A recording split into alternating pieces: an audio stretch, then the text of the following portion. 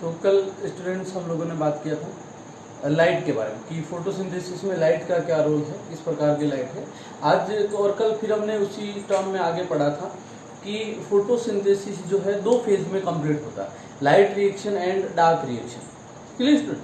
तो कल हमने लास्ट जो है ये बात की थी लाइट रिएक्शन में कौन कौन सी फिनोमेना, कौन कौन सी प्रक्रियाएं, जो कौन कौन से स्टेप्स है जो इन्वॉल्व होते हैं। क्लियर है? तो उसके बारे में हम बात कर रहे हैं कि लाइट रिएक्शन क्या है। ठीक है, प्रकाशिक अभिक्रिया, लाइट रिएक्शन प्रकाशिक अभिक्रिया। Clear student?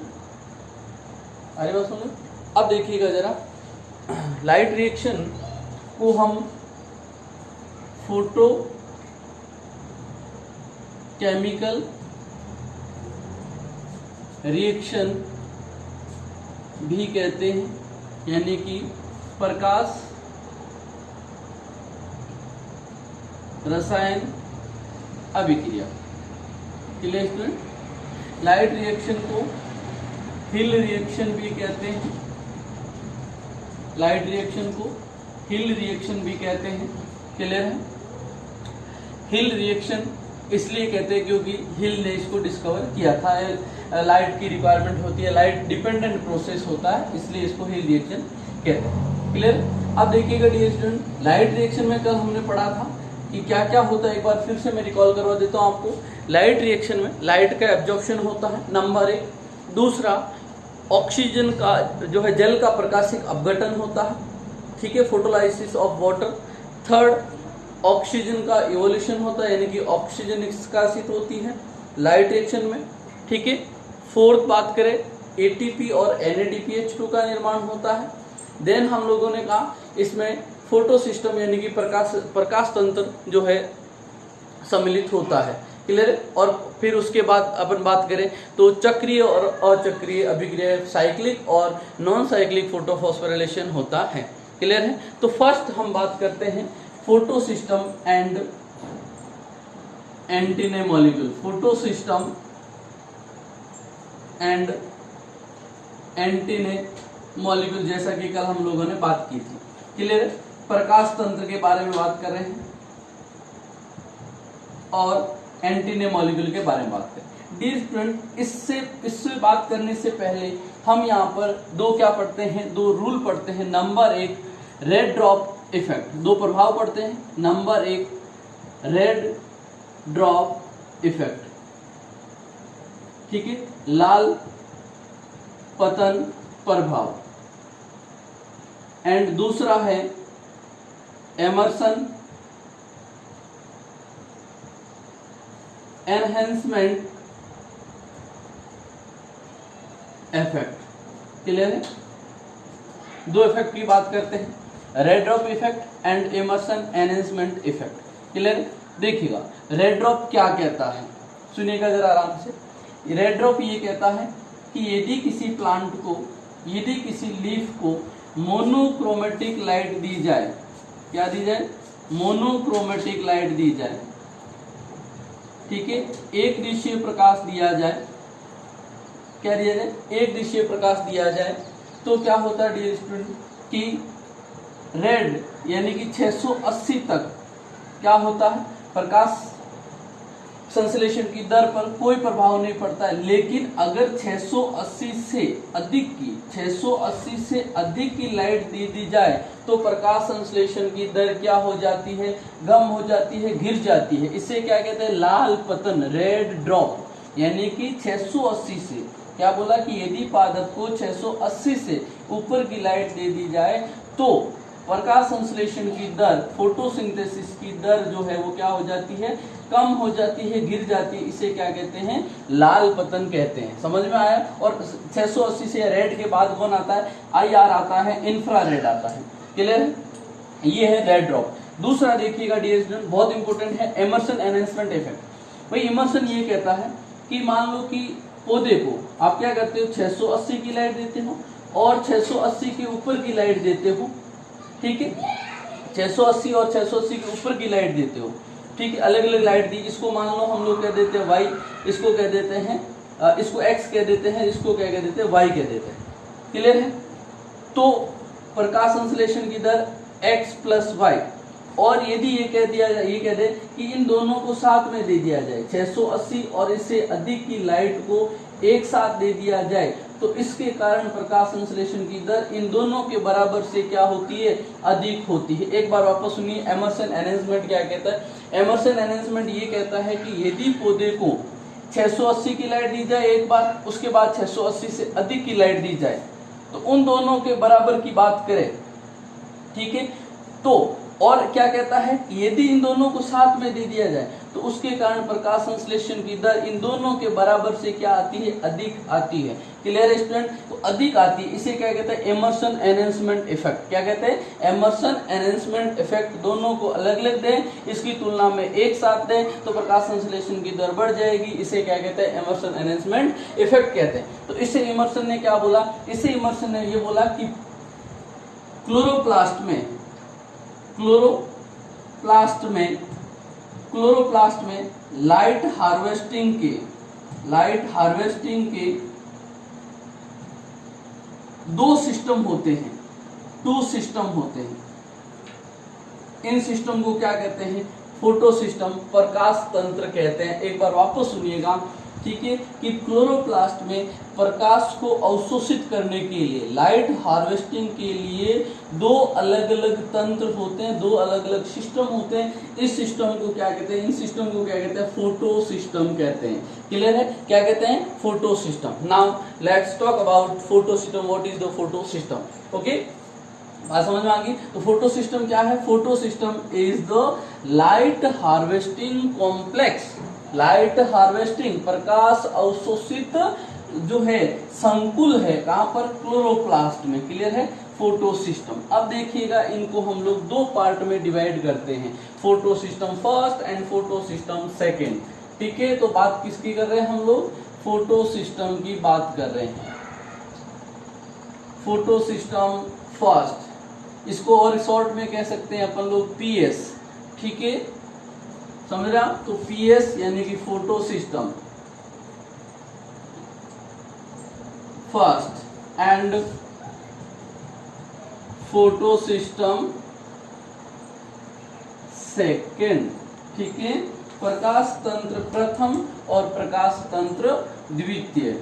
सिंपल सी बात है, कोई टिपिकल केस है नहीं। प्रकाश तंत्र प्रथम और प्रकाश तंत्र द्वितीय। अब क्या है, एक बार डिफाइन वापस से करता हूं, आपको सुन लेना है। क्या कहता है, इमर्सन ने क्या कहा कि क्लोरोप्लास्ट में, हरित लवक में प्रकाश को अवशोषित करने के लिए दो अलग अलग तंत्र होते हैं। उन तंत्र को कह दिया प्रकाश तंत्र, photo system, which is divided into two part, photo system first and photo system second. Clear है? देखिएगा स्टूडेंट, बहुत इंपॉर्टेंट, फोटो सिस्टम फर्स्ट के अंदर जो वर्णक है, जो पिगमेंट है, ये कौन सी लाइट को एब्जॉर्ब करेंगे, 660, 670, 680, क्लियर है, 690 एंड 700 nm लाइट को एब्जॉर्ब करेंगे। किस लाइट को एब्जॉर्ब करेंगे, 700 nm, 660 से लेकर 700 nm की लाइट को एब्जॉर्ब करेंगे। ठीक है, यानी कि 680 से लाइट के ऊपर एब्जॉर्ब करेंगे। तो देखिएगा dear student, photosystem first में जो अभिक्रिया का जो केंद्र होगा, यानी कि जहां से प्रकाश पुंज निकलेगा, वो क्या होगा, 700 nm होगा। इसलिए इसका अभिक्रिया केंद्र क्या कहलाता है, P700। P का मतलब होता है फोटो पिगमेंट। P का मतलब क्या होता है, पिगमेंट। ठीक है, तो देखिएगा फोटो सिस्टम फर्स्ट में क्या होता है। फोटो सिस्टम फर्स्ट में ये होगा कि क्लोरोफिल मॉलिक्यूल ए, ठीक है, जो किस लेवल का होगा, P700 लेवल का होगा। इसके सराउंडिंग में क्या होगा स्टूडेंट, इसके सराउंडिंग में होंगे एंटीने मॉलिक्यूल। जैसा कि हम पढ़ चुके हैं, लाइट हार्वेस्टिंग कॉम्प्लेक्स होंगे। क्या होंगे, लाइट हार्वेस्टिंग कॉम्प्लेक्स होंगे, जो लाइट को क्या करेंगे, एब्जॉर्ब करेंगे, फोटोन को एब्जॉर्ब करेंगे। क्लियर है? अरे बात समझे? तो ये कह सकते हैं कि फोटो सिस्टम फर्स्ट में जो अभिक्रिया केंद्र है, जो रिएक्शन सेंटर है, जो अभिक्रिया केंद्र है, वो कितने का होता है, P700 का होता है स्टूडेंट। ये किसका होता है, P700 का होता है। आरी बात समझ में? यहाँ से क्या होंगे, जैसे ही लाइट को एब्जॉर्ब करेंगे, यहाँ से जो है ये क्या चला जाएगा, क्लोरोफिल एक्साइटेड स्टेट में चला जाएगा, उत्तेजित अवस्था में चला जाता है। क्लियर है? अब देखिएगा, फोटो सिस्टम फर्स्ट जो है डियर स्टूडेंट, तो इसका अभिक्रिया केंद्र P700 हो गया फर्स्ट बार। फोटो से आगे हम पढ़ेंगे कि फोटो सिस्टम फर्स्ट जो है इसके द्वारा साइक्लिक और नॉन साइक्लिक, चक्रीय और अचक्रीय दोनों प्रकार की फॉस्फोरिलीकरण अभिक्रिया होती, दोनों प्रकार का फॉस्फोराइलेशन रिएक्शन होता है। और देखिएगा पीएस, इसका मतलब साइक्लिक और नॉन साइक्लिक, चक्रीय और अचक्रीय दोनों में पीएस फर्स्ट इन्वॉल्व होता है। आगे देखिएगा, ये जो पीएस फर्स्ट है इसके द्वारा NADPH2 का भी फॉर्मेशन होता है। इसका फॉर्मेशन होता है, NADPH2 का भी फॉर्मेशन होता है, ठीक है। और देखिएगा dear student, photosystem first जो प्रकाश तंत्र प्रथम के जो वर्णक है, वो वर्णक क्लोरोफिल A, B, कैरोटीनॉइड है, वो कहाँ होते हैं? थाइलेकोइड के बाहर की ओर। जैसे हमने पढ़ा था थाइलेकोइड कहाँ होता है? क्लोरोप्लास्ट में होता है। इस थाइलेकोइड के बाहरी जो झिल्ली होती है बाहर की ओर, यहाँ पर पीएस फर्स्ट होता है डियर स्टूडेंट, ठीक है। आ रही बात समझ में? ठीक है। अब बात करें अगर इसके कंपेयर में पीएस सेकेंड में, तो पीएस सेकेंड में क्या होगा डियर स्टूडेंट? 650, 660, 670, 678 और 680, यानी कि 680 तक की लाइट को एब्जॉर्ब किया जाता पीएस फर्स्ट के वर्णकों द्वारा। 680 और इससे कम की लाइट को, 680 से अधिक नहीं, 680 से अधिक कहाँ? पीएस फर्स्ट में 680 तक, यानी कि इसका मतलब पीएस सेकेंड का जो रिएक्शन सेंटर होगा डियर स्टूडेंट, ध्यान से सुनिएगा, इसका जो अभिक्रिया केंद्र होगा उसको क्या कहेंगे?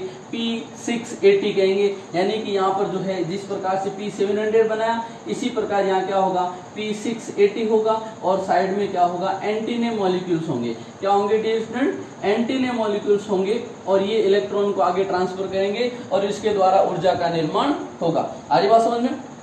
ठीक है। अब देखिएगा, ये जो पीएस सेकेंड है स्टूडेंट, ये पीएस सेकेंड का होगा, ये थाइलेकोइड की आंतरिक झिल्ली पर होगा। थाइलेकोइड की कहाँ होगा? आंतरिक झिल्ली पर होगा, इस बात का जरा ख्याल रहे। और ये केवल पीएस सेकेंड जो है वो नॉन साइक्लिक अचक्रीय फोटोफॉस्फोराइलेशन में क्या होगा? इन्वॉल्व होगा, नॉन साइक्लिक में होगा। इतनी सी बात समझ में आई। अब देखिएगा आगे की बात को और समझाता हूँ, ठीक है। आगे की बात को समझाने का मतलब पीएस फर्स्ट है, इसमें देखिएगा इलेक्ट्रॉन आगे कहाँ स्थानांतरित होंगे? पीएस फर्स्ट में। मैं आपको बता देता हूँ कि पीएस फर्स्ट में इलेक्ट्रॉन को यहाँ पर FeS आयरन सल्फर क्लस्टर के द्वारा एब्जॉर्ब किया जाएगा। उसके बाद डियर स्टूडेंट ये जाएगा फेरोडॉक्सिन के पास, फिर उसके बाद जाएगा साइटोक्रोम B6 के पास, साइटोक्रोम F के पास, और वापस प्लास्टोसाइनिन से होता हुआ कहाँ आएगा? अभिक्रिया केंद्र में। तो इस प्रकार से फोटो सिस्टम के द्वारा इलेक्ट्रॉन चलते हैं, ठीक है, ठीक है। फोटो सिस्टम फर्स्ट से जो इलेक्ट्रॉन कहाँ जाएगा? फियोफाइटिन के पास। कहाँ जाएगा? फियोफाइटिन के पास। उसके बाद जाएगा प्लास्टोक्विनोन के पास। क्लियर है? कहाँ जाएगा? प्लास्टोक्विनोन के पास। फिर वही साइटोक्रोम B6 के पास, B6 से साइटोक्रोम F के पास, फिर वही प्लास्टोसाइनिन और कहाँ चला जाएगा? P700 के पास चला जाएगा, ठीक है। तो इस प्रकार से इन दोनों में जो है प्रथम इलेक्ट्रॉन ग्राही में भी अंतर है कि पीएस फर्स्ट का प्रथम इलेक्ट्रॉन ग्राही कौन होगा? FeS होगा, ठीक है, जबकि इसका कौन होगा? फियोफाइटिन होगा। कौन होगा? फियोफाइटिन होगा। आ रही बात समझ में? इस बात को समझ गए। उसके बाद इस प्रकार से इलेक्ट्रॉन का क्या होगा? स्थानांतरण होगा। तो ये पीएस फर्स्ट और पीएस सेकेंड दो प्रकाश तंत्र हैं, दो वर्णक तंत्र हैं, जो क्या करते हैं? अब प्रकाश को अवशोषित करने का कार्य करते हैं। Clear student? समझ में आ गया? अब देखिएगा, ये जो इलेक्ट्रॉन इस प्रकार से स्थानांतरित होते हैं, इस प्रकार से इलेक्ट्रॉन स्थानांतरित होते हैं, इलेक्ट्रॉन स्थानांतरण के कारण इस प्रकाशिक अभिक्रिया में प्रकाश की उपस्थिति में ऊर्जा का निर्माण होता है। यानी कि कौन सी अभिक्रिया होती है? फॉस्फोरिलीकरण अभिक्रिया होती है। सुनिएगा, वापस हम कह रहे हैं कि लाइट यानी कि प्रकाश की उपस्थिति में, सुनना, प्रकाशिक अभिक्रिया में प्रकाश की उपस्थिति में किसका निर्माण होता? एटीपी का निर्माण होता। और एटीपी का निर्माण हम जानते हैं किससे होता है? एडीपी प्लस इनऑर्गेनिक फॉस्फेट, यानी कि क्या होता है? फॉस्फोरिलीकरण हो रहा। क्या हो रहा है? फॉस्फोरिलीकरण हो रहा। फॉस्फोरिलीकरण किसकी उपस्थिति में हो रहा? फॉस्फोरिलीकरण हो रहा है लाइट की उपस्थिति में। इसलिए यहाँ पर इस प्रकार के फॉस्फोरिलीकरण को क्या कहते हैं? फोटो फॉस्फोरिलीकरण कहते हैं। क्या कहते हैं? फोटो फॉस्फोराइलेशन, फोटो फॉस्फोरिलीकरण कहते हैं। आ रही बात समझ में? यानी कि अब हम बात करने वाले नेक्स्ट अभिक्रिया फोटोफॉस्फोराइलेशन क्या है। तो मैंने आपको बता दिया प्रकाश की उपस्थिति में एटीपी के निर्माण की प्रक्रिया क्या कहलाती है, फोटोफॉस्फोराइलेशन कहलाती है। फोटोफॉस्फोराइलेशन की डियर स्टूडेंट यहाँ पर दो प्रकार का होता है, ठीक है। नंबर एक साइक्लिक चक्रीय, साइक्लिक नंबर एक चक्रीय फोटोफॉस्फोराइलेशन, फोटोफॉस्फोराइलेशन। और दूसरा होता है डियर स्टूडेंट नॉन साइक्लिक, दूसरा क्या होता है, नॉन साइक्लिक फोटोफॉस्फोराइलेशन, अचक्रीय प्रकाश फॉस्फोरिलीकरण, अचक्रीय प्रकाश फॉस्फोरिलीकरण, ठीक है। साइक्लिक और नॉन साइक्लिक। देखिएगा साइक्लिक फोटोफॉस्फोराइलेशन किस प्रकार से होता है, हम इसके बारे में ध्यान से देखते हैं। डियर स्टूडेंट फोटोफॉस्फोराइलेशन में देखिएगा जो फोटो सिस्टम पार्टिसिपेट करेगा, फोटो सिस्टम पार्टिसिपेट करेगा मतलब जो वर्णक तंत्र भाग लेगा, क्या लेगा, वर्णक तंत्र जो भाग लेगा या जो वर्णक प्रकाश को अवशोषित करेंगे वो कौन से होंगे, P700 के होंगे। क्लियर स्टूडेंट, इसका मतलब साइक्लिक के अंदर कौन सा PS भाग लेगा, PS फर्स्ट। अभिक्रिया के अंदर क्या होगा, PS फर्स्ट। इसके बाहर की ओर क्या होंगे, ये एंटीने अणु होंगे, क्या होंगे डियर स्टूडेंट, एंटीने अणु होंगे, ठीक है। बात समझ में आई। अब यहाँ से ये प्रकाश जो है बीम है, प्रकाश का पुंज है, फोटोन है, जो कहाँ जाएंगे, रिएक्शन सेंटर के पास जाएंगे। इस बात समझ में आ रही। अब यहाँ से इलेक्ट्रॉन जाएंगे डियर स्टूडेंट्स FeS के पास, FeS किसको, इसको क्या कहते हैं, iron sulphur cluster. Full form अगर देखें तो क्या बन जाएगा, आयरन सल्फर समूह क्लस्टर। आयरन आयरन है, सल्फर है, क्लस्टर। क्लियर है, इसके पास जाएगा। क्लियर है, FeS से इलेक्ट्रॉन बात करें तो फेरोडॉक्सिन के पास, किसके पास, FD फेरोडॉक्सिन के पास, किसके पास इलेक्ट्रॉन जाएगा डियर, फेरोडॉक्सिन के पास इलेक्ट्रॉन जाएगा। अब देखिएगा फेरोडॉक्सिन से इलेक्ट्रॉन जो है आगे किसके पास जाएंगे, NaDH2 के पास जाएंगे, NADP के पास जाएंगे, किसके पास जाएंगे, NADP के पास जाएंगे, जो अपन किस में पढ़ेंगे, नॉन साइक्लिंग में पढ़ेंगे। फेरोडॉक्सिन से इलेक्ट्रॉन किसके पास जाएंगे, साइटोक्रोम B6 के पास। साइटोक्रोम से इलेक्ट्रॉन जाएंगे साइटोक्रोम F के पास, ठीक है। साइटोक्रोम F से इलेक्ट्रॉन जाएंगे प्लास्टोसाइनिन के पास, और प्लास्टोसाइनिन से इलेक्ट्रॉन वापस कहाँ चले जा रहे हैं, अभिक्रिया केंद्र P700 के पास। तो सुनिएगा यहाँ पर क्या हो रहा है, इस प्रकार के चक्रीय फॉस्फोरिलीकरण में क्या हो रहा है कि अभिक्रिया केंद्र से निकला हुआ इलेक्ट्रॉन वापस कहाँ आ जाता है, अभिक्रिया केंद्र के पास। अभिक्रिया केंद्र से निकला हुआ इलेक्ट्रॉन रिटर्न बैक कहाँ हो जाता है, अभिक्रिया केंद्र के पास। यानी कि इलेक्ट्रॉन एक चक्र के रूप में चल रहा है, एक साइकिल के फॉर्म में चल रहा है, इसलिए इसे क्या कहते हैं, साइक्लिक फोटोफॉस्फोराइलेशन कहते हैं। और इसमें प्रथम इलेक्ट्रॉन ग्राही कौन होता है, FeS फेरोडॉक्सिन होता है।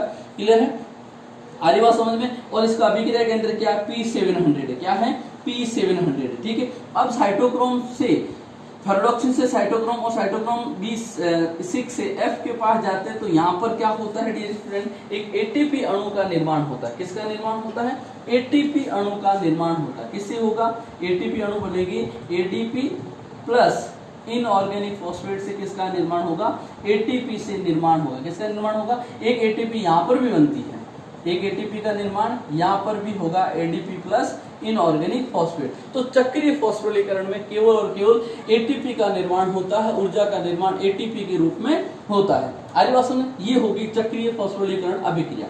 दूसरी non cyclic अचक्रीय photophosphorylation.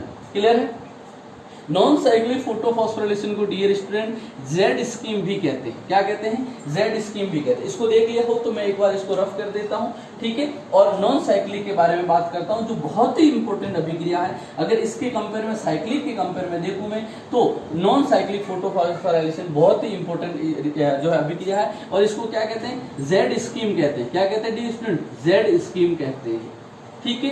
Non cyclic photophosphorylation जो अभिक्रिया है ये PS सेकेंड से आरंभ होगी, यानी कि इसका अभिक्रिया केंद्र P600 होगा। इस बात का जरा ध्यान रखें, पहली बात, ठीक है। और यहाँ पर वही क्या होंगे, एंटीने मॉलिक्यूल इसके आसपास होंगे। क्या होंगे स्टूडेंट, एंटीने मॉलिक्यूल्स होंगे। और यहाँ पर जो प्रथम इलेक्ट्रॉन स्थानांतरित होगा वो इलेक्ट्रॉन किसके पास जाएगा, फियोफाइटिन के पास जाएगा डियर स्टूडेंट, किसके पास जाएगा? फियोफाइटिन। फियोफाइटिन से इलेक्ट्रॉन जाएगा डियर स्टूडेंट प्लास्टोक्विनोन के पास, किसके पास जाएगा? प्लास्टोक्विनोन के पास। प्लास्टोक्विनोन से साइटोक्रोम B6 साइटोक्रोम F, इस समय एक एटीपी का निर्माण होगा। किसका निर्माण होगा? एक एटीपी का निर्माण होगा। किससे? एटीपी प्लस इनऑर्गेनिक फॉस्फेट से। डियर ठीक है, अब देखिएगा ये साइटोक्रोम से इलेक्ट्रॉन जाएगा पीसी के पास, प्लास्टोसाइनिन के पास। अब प्लास्टोसाइनिन से, यहाँ पर एक ध्यान रखना, प्लास्टोसाइनिन से इलेक्ट्रॉन वापस अभिक्रिया केंद्र के पास नहीं आएगा, बल्कि ये इलेक्ट्रॉन कहाँ जाएगा? ये इलेक्ट्रॉन जाएगा हमारा P700 के पास, यानी कि यहाँ पर ये जो है यहाँ पर क्या आएगा? PS फर्स्ट अभिक्रिया केंद्र प्रथम भी भाग लेता है। इसलिए मैंने आपको बोला था कि PS फर्स्ट जो है चक्रीय और अचक्रीय दोनों में भाग लेता है। क्लियर है? अब PS फर्स्ट से इलेक्ट्रॉन जाएगा किसके पास? वही इलेक्ट्रॉन जाएगा FeS के पास, और FeS से इलेक्ट्रॉन जाएगा फेरोडॉक्सिन के पास। अब देखिएगा जो रोचक बात होती है यहाँ पर, उसके बारे में तुम लोग खास करके ध्यान देगा कि नॉन साइक्लिक में PS फर्स्ट के पास, जैसे ये लाइट आ रही है, PS फर्स्ट के पास H2O का क्या होगा? ब्रेकडाउन होता है। यहाँ पर लिख देता हूँ, PS फर्स्ट के सेकंड के पास H2O का ब्रेकडाउन होगा। क्या होगा? इसे 2H2O से 4H प्लस बनेंगे, प्लस 4 इलेक्ट्रॉन निकलेंगे, प्लस यहाँ पर O2 बनेगी। क्लियर है? तो देखिएगा ये लाइट मिलेगी इसको, ठीक है, इसको H2O को क्या मिलेगी? लाइट मिलेगी, इलेक्ट्रॉन मिलेंगे, ठीक है, और इससे H2O का क्या होगा? ब्रेकडाउन होगा, जिसको क्या कहते हैं? फोटोलाइसिस ऑफ वाटर कहते हैं, जल का प्रकाशिक अपघटन। इस बात को जरा अपने माइंड में बिठा लीजिएगा, इस बात को जरा स्टार पॉइंट करके अपने दिमाग में बैठा लीजिएगा कि PS फर्स्ट के पास H2O का फोटोलाइसिस होता है, जिससे 4H प्लस 4 इलेक्ट्रॉन और O2 रिलीज होती है। मैं बाद में बात करूंगा। ये H प्लस जो है वो थाइलेकोइड के ल्यूमेन में स्थित होते हैं। थाइलेकोइड के अंदर जो गुहिका होती है उसके अंदर ये 4H प्लस इलेक्ट्रॉन स्थित होते हैं। अब देखिएगा इसका क्या होता है। अब क्या होगा डियर स्टूडेंट? इससे फेरोडॉक्सिन से इलेक्ट्रॉन मिलेंगे यहाँ पर किसको? NADP को। किसको मिलेंगे? NADP को इलेक्ट्रॉन मिलेंगे, ठीक है, NADP को इलेक्ट्रॉन मिलेंगे, और ये क्या बन जाएगा? NADPH2। क्या बन जाएगा? NADPH2। ये H कहाँ से है? तो देखिएगा डियर स्टूडेंट, यहाँ पर जो जल के प्रकाशिक अपघटन से ये जो H रिलीज हुए हैं, इस H को जो है किसके द्वारा अवशोषित किया जाएगा? कौन ले लेगा? ये जाएंगे अपने पास NADP के पास, और क्या बन जाएगा? 2NADPH2 बन जाएगा। क्या बन जाएगा? 2NADPH2 का निर्माण। तो देखिएगा डियर स्टूडेंट, NADPH2 वास्तव में नॉन साइक्लिक है। आपको दो क्वेश्चन है यहाँ जो कंफ्यूज हो जाते हैं। क्या कि अगर आपको पूछा जाए क्वेश्चन कि NADPH2 का निर्माण कौन सी प्रकाशिक कौन सी जो है फॉस्फोरिलीकरण अभिक्रिया में होगा, तो आंसर क्या होगा? Non cyclic. क्या होगा? नॉन साइक्लिक होगा। अगर आपको पूछा जाए कौन से प्रकाश तंत्र में, तो PS फर्स्ट में हो रहा, आप देख सकते हैं, ठीक है। और जल का प्रकाशिक अपघटन की बात करें तो आपका आंसर क्या होगा? PS सेकंड आपका आंसर होना चाहिए। क्या आंसर होना चाहिए? PS सेकंड यहाँ पर आंसर होना चाहिए। क्लियर है? अब देखिएगा, और मैंने ये कहा कि PS सेकंड के पास जल का प्रकाशिक अपघटन हो रहा है, ये कौन से तत्वों की उपस्थिति में हो रहा? तो आप कहेंगे Mn+2 और क्लोरीन। किसकी उपस्थिति में? Mn+ और 2 और क्लोरीन की उपस्थिति में होगा, यानी कि ये एक प्रकार से उत्प्रेरक के रूप में कार्य करेंगे जल के प्रकाशिक अपघटन में, ठीक है। तो एक बार जरा देखिएगा, तो यहाँ पर नॉन साइक्लिक को क्या कह रहे हैं? Z scheme. जेड स्कीम इसलिए कह रहे हैं कि यहाँ पर जो है अभिक्रिया इसी प्रकार से लग रही है, ठीक है, तो इसलिए इसको जेड स्कीम कहते हैं। नॉन साइक्लिक अचक्रीय प्रकाशिक अभिक्रिया में कौन कौन सी घटनाएं हो रही है? एटीपी का निर्माण हो रहा, बिल्कुल, इसमें दोनों PS भाग ले रहे, PS सेकंड और PS फर्स्ट। क्लियर है? पहले PS सेकंड, उसके बाद PS फर्स्ट। फिर देखिएगा इसमें NADPH2 अणुओं का निर्माण हो रहा। किसका निर्माण हो रहा? NADPH2 अणुओं का निर्माण हो रहा, प्लस यहाँ पर जल का प्रकाशिक अपघटन हो रहा। क्लियर है? और ऑक्सीजन का इवोल्यूशन हो रहा है, ठीक है। तो अब देखिएगा यहाँ पर लाइट रिएक्शन जब कंप्लीट होती है तो देखिएगा साइक्लिक में यानी चक्रीय में हमने देखा 2 ATP बनती है। यहाँ कितनी बन रही? 1 ATP। क्लियर है? प्लस कितने NADPH2? 2 NADPH2। तो ये कह सकते हैं डियर स्टूडेंट कि एक चक्रीय अभिक्रिया, एक जो है प्रकाशिक अभिक्रिया लाइट रिएक्शन कंप्लीट होती है तो 3 ATP और 2 NADPH2 का निर्माण होता है। ठीक है, इस बात को जरा ध्यान रखें। अब कल हम बात करेंगे डार्क रिएक्शन के बारे में, अप्रकाशिक अभिक्रिया के बारे में, जो बहुत ही इंपॉर्टेंट है। ठीक है, थैंक यू सो मच।